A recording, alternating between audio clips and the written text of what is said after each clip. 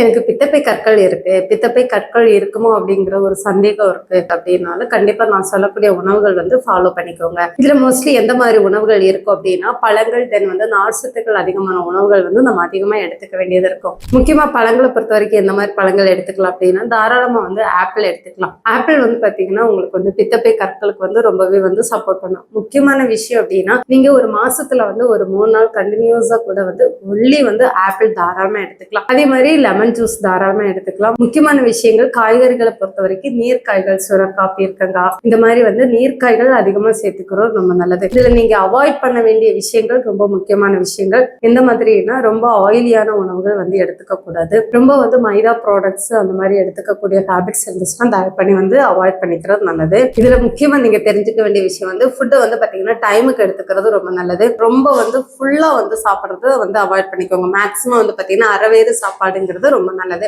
தென் வந்து ப்ராப்பரான தூக்கங்கிறது ரொம்ப முக்கியமான விஷயம். அதை வந்து கரெக்டா ஃபாலோ பண்ணுங்க.